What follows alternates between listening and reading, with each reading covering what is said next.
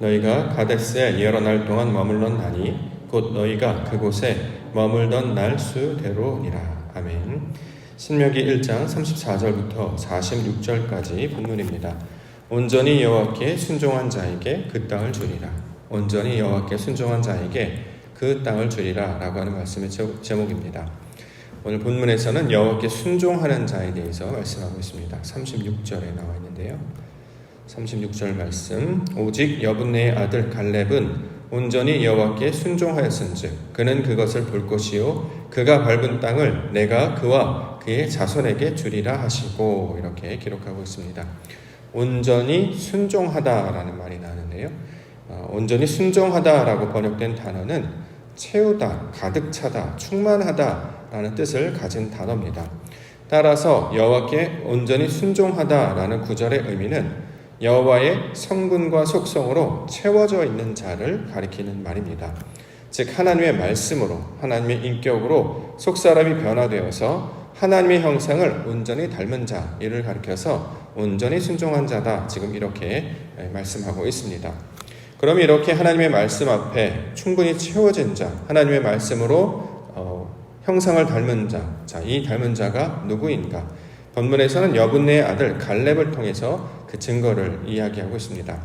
갈렙, 이전에 우리가 민수기 때 한번 살펴본 적이 있었는데요. 갈렙, 사전적으로는 개라는 뜻을 가지고 있습니다. 우리말로 번역을 해서 적용을 한다면 아마 개똥이 정도의 뜻이 되겠죠. 그런데 이 말씀, 이 갈렙을 진리적 관점으로 다시 해석을 해보면 케레브라는 단어가 되는데, 이 케레브는 마음이 같아지다라는 뜻을 가지고 있습니다. 마음이 만들어지다라는 뜻을 가진 단어입니다. 여분네의 아들이라고 했기 때문에 단순히 아버지의 이름으로 해석하지 아니하고 진리적 관점으로 말씀을 해석하면 여분네라고 하는 것은 하나님의 말씀으로 열매가 맺혀진 자의 아들이라는 뜻이 되겠죠. 그에 대한 열매가 됩니다. 즉 여분네의 아들 갈렙은 하나님의 마음으로 만들어진 자를 가리킬 때 사용하는 말로 우리 가운데 증거하고 있습니다. 자, 이러한 자가 그 땅을 얻게 될 것이다 라고 말씀하는 것이죠. 누가 하나님이 말씀하신 그 땅을 얻게 되실까요? 자, 이렇게 하나님의 말씀으로, 하나님의 마음으로 그 속사람이 채워지고 만들어져서 하나님과의 성품과 하나님의 인격과 닮은 자, 그 형상을 닮은 자를 오늘 본문에서는 순종하는 자다, 이렇게 이야기하고 있습니다. 우리가 보통 순종이라는 이야기를 들으면 말을 잘 듣는 것, 이렇게 이제 보통 이해하잖아요. 그것을 순종하다라고 말씀을 하기 때문에. 그런데 이 순종의 원래적인 의미, 본질적인 의미는 겉모습을 이야기하는 게 아니겠죠. 우리는 얼마든지 듣는 척 할 수 있습니다. 그런데 하나님께서 말씀하시는 것은 듣는 척 하는 것이 아니라 그 마음 안에, 그 속사람 안에 하나님의 말씀으로 채워진 것을 가리키고 있습니다. 말씀이 들어가 있는 거예요. 우리 마음 가운데 채워져 있습니다. 그래서 충만한 상태가 되게 하는 것. 그래서 우리 안에 말씀이 들어져 있기 때문에 우리 몸 바깥에서 말씀이 선포되면 거기에 반응하게 되는 거죠. 자, 이것을 듣는 자, 순종하는 자의 이야기를 통해서 설명하고 있습니다. 그러므로 하나님께서는 이와 같이 그 마음밭이 변하는 자가 결국 그 땅을 얻게 될 것이다, 이렇게 지금 설명하고 있는 것입니다. 신명기는 하나님의 말씀을 받은 자들에게 다시 하나님의 뜻이 무엇인지를 가르쳐주고 있는 장면이죠. 자, 모세는 바로 그 땅을 얻는 자는 어떠한 자인지를 설명해주고 있는데요. 여호와께 순종하는 자다, 이렇게 말하고, 그 순종의 의미는 하나님의 말씀으로 채워지는 것, 하나님께서 말씀하신 것들로 속사람이 변화되는 것, 바로 그런 마음이 변화된 자를 가리켜서 그 기업을 얻게 될 것이다, 이렇게 이야기하고 있습니다. 그러므로 우리가 날마다 신앙생활하면서 가장 중요하게 여기는 것은 하나님의 말씀을 들을 때마다 우리 귀로 듣는 것으로 끝나는 것이 아니라 내 마음에 변화될 수 있도록 우리 속사람 가운데 채워야 할 것입니다. 하나님의 말씀으로 내 마음이 변화되는 것, 이것을 형상을 닮았다라고 이야기하기 때문에 그 마음이 변하는 자가 결국 하나님이 말씀하시는 그 땅, 그 좋은 땅, 그 옥토의 땅을 얻게 될 것임을 성경은 이야기하고 있습니다. 그러므로 오늘도 주신 말씀을 붙잡고 하나님, 우리의 마음이 변화되게 하여 주시옵소서. 주의 말씀으로 내 마음에서 하나님의 마음으로 바뀌게 하시고 주께서 말씀하신 그것들을 믿음으로 감당하게 해주셔서 그것을 나의 속사람으로 채워지게 하여 주시옵소서. 이렇게 순종하는 자가 되게 해주시옵소서. 기도 가운데 나아가는 시간이 되기를 원합니다. 자, 말씀을 한 구절씩 보겠습니다. 첫 번째는 그 온전히 순종한 자 여호수아 설명하고 있습니다. 38절 나와 있습니다.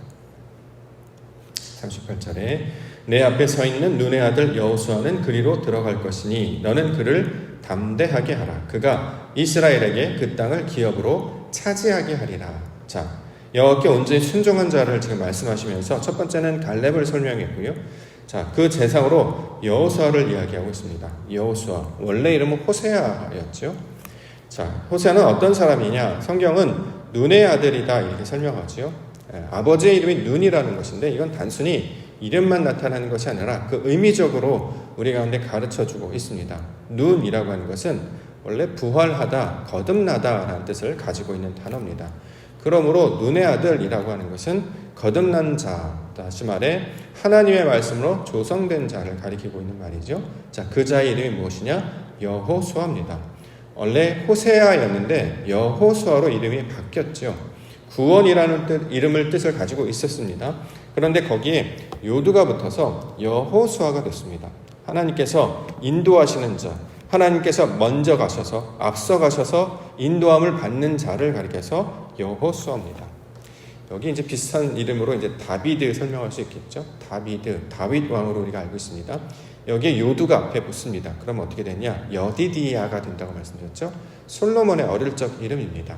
하나님께서 사랑하시는 자라는 뜻을 가지고 있는데 이렇게 하나님의 말씀으로 인도함을 받는 자를 가리켜서 순종하는 자의 모형으로 우리 가운데 가르쳐주고 있는 것이죠.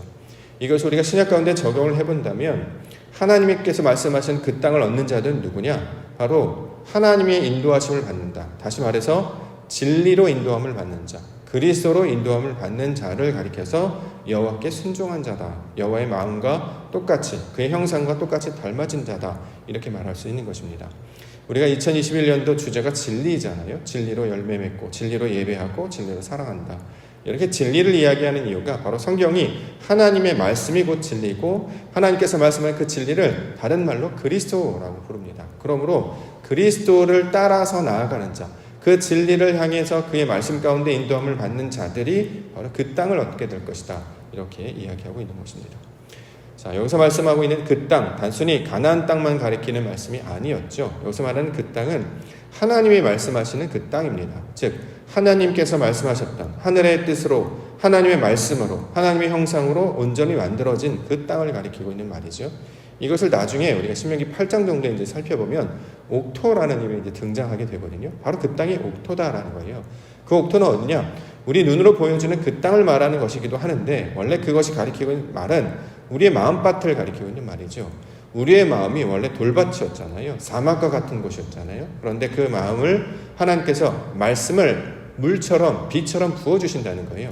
그러면 그 땅이 놀랍게도 꽃이 피고 풀이 맺고 채소가 자라고 나무가 자라는 그 에덴의 땅이 될 것이다. 젖과 꿀이 흐르는 땅이 될 것이다. 이렇게 말씀하고 있는 것입니다. 자, 그렇기 때문에 가장 먼저 어떠한 자들이 그 땅을 얻게 될 것인가? 하나님께서 주시는 그 말씀, 그 진리를 따라서 나아가는 자, 하나님의 인도함을 받는 자들이 바로 하나님의 말씀하신 그 땅을 얻게 될 것이다. 이렇게 이야기합니다.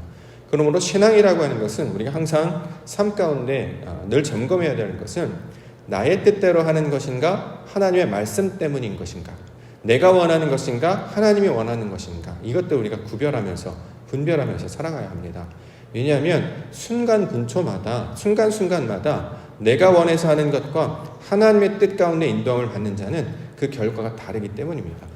삶 가운데 똑같은 일을 우리가 자고 일어나는 것뿐만 아니라 일상을 살아가는 것을 이전까지는 그냥 눈이 떠지니까 그냥 해야 되니까 그냥 주어진 것이니까 이렇게 생각하면서 살아가는 것과 이렇게 하는 것이 다 하나님의 역사 가운데 있는 것임을 고백하면서 살아가는 자들은 하루의 의미가 달라지게 되는 거죠. 아침에 눈을 떴어요. 근데 이것을 그냥 눈이 뜨게 되니까 뜬다라고 생각하는 사람과 하나님께서 날 깨워주셨다라고 생각하는 사람은 그 의미가 달라지는 거죠.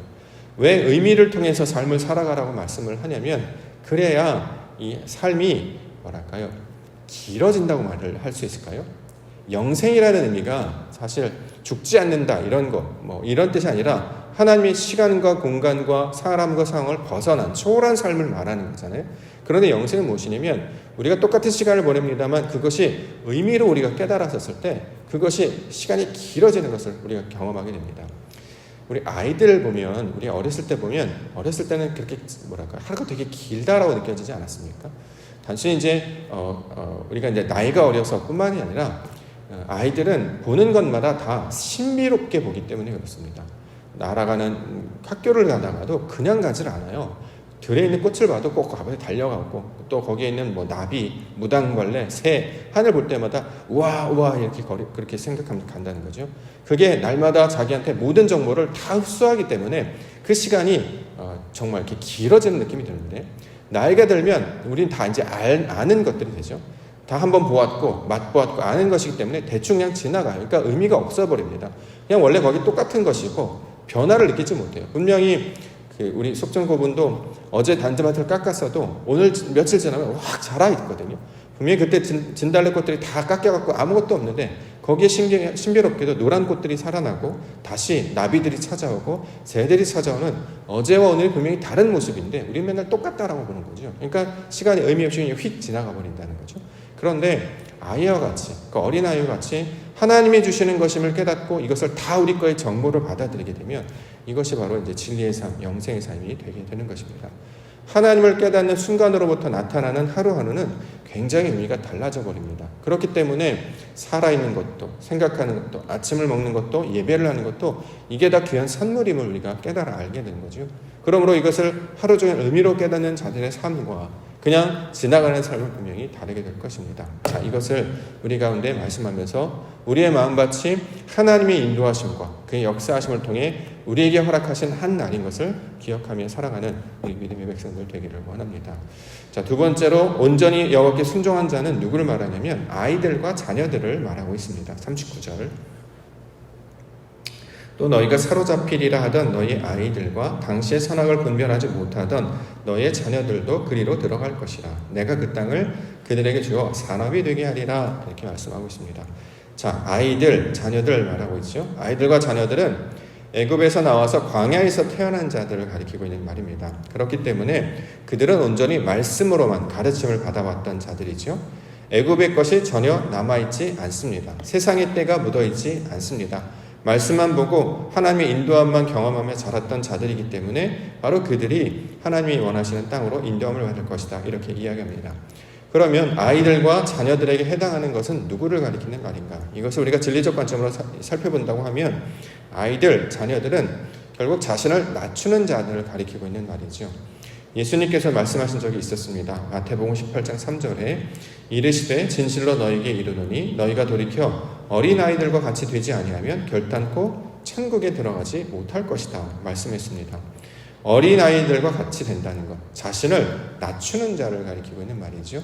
자신이 다 안다, 다 깨달았다, 이미 다 경험했다 이것이 아니라 오늘 주시는 하루가 우리에게 보여주시는 그것이 처음 것임을, 새로운 것임을, 하나님께서 우리에게 허락하시는 것임을 깨달아 아는 자들이 바로 천국에 들어갈 수 있다 이렇게 얘기합니다. 여기서 말하는 천국이라는 것이 바로 그 땅을 가리키고 있는 말이잖아요. 하나님께서 말씀하시는 그렇게 주의 말씀과 동행하는 자들이 바로 아이들과 자녀들, 바로 이들이 그 땅을 얻게 될 것이다 이렇게 이야기하고 있습니다. 그러므로 우리가 날마다 마음을 자녀들과 같이, 어린아이들과 같이 자신을 낮추어야 될 것인데, 여기서 자신을 낮추다라는 것은 일부러 겸손한 것이 아니라요, 하나님 앞에 서 있는 것을 가리켜서 낮추다의 의미로 쓰고 있습니다. 스스로 겸손하는 것은 자기가 이제 얼마든지 가식으로, 외식으로 할 수 있는 건 아닙니까? 그런데 하나님 앞에 서 있는 자는 그 크심과 위대하심 앞에 서 있기 때문에 자기가 되게 미천하게 보이게 되는 거죠. 먼지와 같이, 흙과 같이 보이게 되는 상태. 즉 하나님께서 나를 다스리는 상태가 될 때에 이것을 자동적으로 낮춘다 이렇게 이야기하고 있습니다. 하나님이 보여주신 모든 것들을 새롭게 바라보는 자들, 이것이 아이들과 자녀들이고 그들이 그 땅을 얻게 될 것이다 이렇게 이야기합니다. 실제로 예수님께서도 산상수훈에 심령이 가난한 자들 이렇게 이야기하면서 천국을 말씀하여 주셨습니다. 우리의 마음이 그의 마음과 같이 낮아지게 되고 하나님이 주신 것을 온전히 받아지게 되는 자들 이렇게 이야기합니다. 내가 머리가 되고 내가 주인이 되어서 거부하는 자들이 아니고 날마다 어린아이와 같이 하나님의 말씀을 있는 그대로 받아들이고 이것을 가지고 살아가는 자들을 바로 선종하는 자 이렇게 설명하고 있습니다. 마지막으로 설명하고 있는 자들은 누가 그 땅에 들어갈 수 있는 것인가? 여호와의 말씀을 듣는 자들, 귀를 기울이는 자들을 설명하고 있습니다. 자, 43절부터 보겠습니다. 내가 너희에게 말하였으나 너희가 듣지 아니하고 여호와의 명령을 거역하고 거리낌 없이 산지로 올라가매 그 산지에 거주하는 아모리 족속이 너희에게 마주 나와 벌떼같이 너희를 쫓아 세일산에서 쳐서 호르마까지 이른지라. 너희가 돌아와 여호와 앞에서 통곡하나 여호와께서 너희의 소리를 듣지 아니하시며 너희에게 귀를 기울이지 아니하셨으므로 너희가 가데스에 여러 날 동안 머물렀나니 곧 너희가 그곳에 머물던 날수대로니라. 자, 지금 이스라엘 백성들이 하나님의 말씀에 귀를 기울이지 않고 무작정 산지로 올라가게 되어서 지금 패하고 지금 내려왔다는 이야기를 지금 기록하고 있는데요. 이건 이제 의미적으로 잘 이해합니다. 왜냐하면 안 그렇게 되면 오해를 할 수 있기 때문입니다. 45절 보면 여호와께서 너희의 소리를 듣지 아니하셨다. 너희에게 귀를 기울이지 아니하셨다. 이런 표현이 납니다. 그러면 하나님은 안 들으시는 분이신가? 귀를 기울이시지 않으신 분이신가? 거기 올라가지 말라고 내가 너희와 함께 있지 않겠다. 그렇게 말했는데 그들이 듣지 않았습니다. 그래서 올라갔다가 지금 대패하고 내려왔다는 거죠. 패하고 내려왔던 그 모습을 보고 하나님께서 소리도 듣지 아니하시고 귀를 기울이지 아니하신 것처럼 지금 묘사가 되어 있는데요. 그렇지 않지요. 우리 하나님은 항상 들으시는 분이고 항상 귀를 기울이시는 분이십니다. 여기서 말하고 있는 듣지 않다, 귀를 기울이지 않다라고 하는 것은 여호와께서 그렇게 해야 된다는 것이 아니라 우리 안에 있는 그 말씀으로 듣지 않았다는 뜻입니다. 하나님의 말씀으로 듣지 않으니까 듣지 않는 것처럼 보인다는 거죠. 하나님이 원하시는 그 귀로 듣지 않으니까 여호와께서 마치 그렇게 하지 않으신 것처럼 되는 그런 걸 묘사하고 있는 거예요. 어떻게 우리 하나님이 소리를 안 들으신 분이시겠습니까? 우리가 대피할 걸 모르셨을까요? 우리가 넘어지고 무너질 것을 모르셨을까요? 자, 말한 대로 안 했더니 너희가 크게 당했다. 그래서 하나님께서 삐지셔서 기분이 나쁘셔서 외면하고 계실까요? 그런 분이 아니다라는 거죠. 그렇게 묘사를 하고 그렇게 보이고 있는데 그렇게 이해하면 안 됩니다. 우리 하나님이 항상 들으시고 항상 말하시는 분인데 아까 말했던 대로 말씀으로 채워진 상태로 들어야 되는데 그렇지 않았기 때문에 그렇게 너희 안에 계시지 않는다. 이렇게 지금 경고하고 있다는 거죠. 만약에 우리 하나님이 듣지 않으시거나 귀를 기울이지 않은 분이셨다면 가데스에 머무르지 않게 하셨을 것입니다. 46절 너희가 가데스에 여러 날 동안 머물렀다 이렇게 얘기하잖아요. 이건 이제 도시를 말하는 거겠죠. 가데스라고 하는 곳에 머물게 해주었다. 그런데 이걸 진리적 관점에서 해석한다면 이 가데스는 카도시, 거룩함을 말하고 있는 것입니다. 그 안에 하나님께서 역사하셨다라는 뜻을 지금 가지고 있는 뜻이에요. 만약에 그들이 말을 안 들어서 혼을 내서 벌을 받을 것이었다면 진멸을 당하거나 그들을 돌보지 않으셨어야 합니다. 그런데 가데스에서 그들을 인도해 주셔서 그들을 붙잡으시고 인도하시고 함께 해주셨다는 말이 46절에 녹아져 있습니다. 자, 그렇기 때문에 우리 하나님은 들으시는 분이고 귀를 기울이시는 분이 맞다라는 거죠. 다만 우리의 눈이, 우리의 귀가 열리지 않아서 그 음성을 듣지 못한 것을 가리키고 있는 말입니다. 자, 이것을 우리에게 적용을 해본다면 어떠한 자들이 순종하는 자가 되는 것인가? 간단합니다. 그 말씀을 듣는 자들, 귀를 기울이는 자들이 되는 것이죠. 이걸 우리가 적용을 해본다면 우리는 항상 이렇게 듣고 있는 것 같잖아요. 마음을 열어서 하나님의 뜻을 품고 있는 것 같잖아요. 그런데 어떤 일을 판단하거나 결정할 때 나의 뜻으로 판단하느냐 하나님의 뜻으로 판단하느냐를 우리가 분별할 수 있어야 됩니다. 우리가 자칫 무언가 결정할 때 내가 항상 판단하면서 하나님의 뜻대로 판단했던 것처럼 착각할 때가 있어요. 그런데 가만히 생각해 보면 여기서 이제 하나님의 말씀으로 귀를 기울이며 판단하는 건 무슨 뜻이냐면 하나님께서 원하시는 것이 무엇이지? 라는 것을 우리가 상관하면서 그것들을 감안하면서 결정을 해야 된다는 거죠. 대부분 판단이나 결정을 그냥 내가 원하는 기존에 익숙했던 방식으로 결정할 때가 주로 많습니다. 아직도 애굽의 성향, 내가 주인 됐던 성향들이 늘 남아져 있기 때문에 우리는 항상 모든 판단과 결정을 내가 하려고 된다는 거죠. 그럴 때 우리가 이건 어떤 어려움에 있을 때 이 어떤 위기를 좀 모면할 수 있는 기회와 반영이 뭐냐면 다른 이들에게 물어보는 것입니다. 그래서 소위 말하는 합의를 한다고 하죠. 엿사람한테 물어보고 대표적으로 기도하는 자들, 함께 하나님의 말씀을 듣는 자들에게 이러려고 하는데 어떻게 생각하십니까? 라고 이제 주변의 의견들을 듣습니다.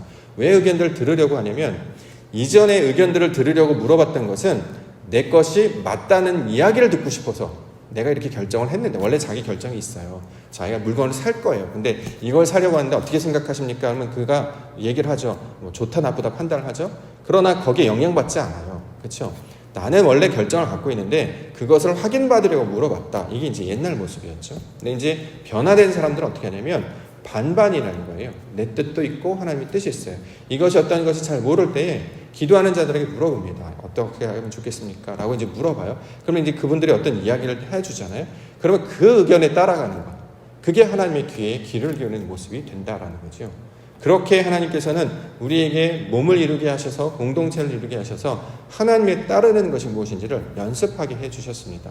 자, 이것이 바로 하나님께 순종하는 자의 모습이 된다라는 거죠. 그래서 하나님께 변화된 자들은 그때서부터 주로 자기 뜻대로 하지 않습니다. 그렇기 때문에 그것이 내 마음 가운데 확신으로 차오를 때까지 뭘 하냐면 기도하죠. 하나님께 계속 물어보습니다. 맞습니까? 그렇게 해도 되겠습니까? 그러면 마음 가운데 떠올라요. 누구가 갑자기 떠올라요. 누구를 만났으면 좋겠다. 어떤 사람한테 물어봤으면 좋겠다. 아니면 같이 기도를 하자고 했으면 좋겠다라고 이제 생각이 떠오른다는 거죠. 그렇게 이제 이야기를 하게 되면 어떤 이야기가 나오면 힌트를 얻게 됩니다. 그러면 하나님의 뜻을 찾아간다는 거죠. 다른 사람의 목소리에 귀를 기울이는 것이 그 자체가 아니라 먼저 하나님 앞에 엎드려서 하나님이 기뻐하는 뜻을 쫓아 살아가려고 하는 자들, 자, 이 자들을 듣는 자들, 하나님의 말씀을 따르는 자들로 설명하고 있는 것입니다.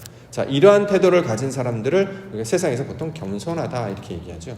하나님의 인격과 성품을 닮았기 때문입니다. 자, 이것이 오늘 본문에서 말씀하시는 여호와께 순종하는 자들에게 주시는 땅에 관한 이야기로 설명하고 있습니다. 어떻게 살아가야 될 것인가? 어떻게 말씀을 받은 자들로, 하나님의 뜻을 아는 자들로 살아가야 될 것인가? 이것을 오늘 본문을 통해서 설명하고 있습니다. 갈렙처럼 하나님의 마음을 닮아서 그렇게 하나님의 인도함을 받아 자신을 낮추고 하나님께 귀를 기울이며 살아가는 자들, 바로 그들이 그 땅을 얻게 될 것이고 뿐만 아니라 우리의 마음도 하나님께서 원하시는 모양으로 변화시켜 주실 줄 믿습니다. 그 땅을 소망하며 주의 말씀과 동행하며 오늘도 하나님의 인도하심을 받아 살아가시는 우리 믿음의 백성들 되시기를 주의 이름으로 축원합니다. 기도하겠습니다.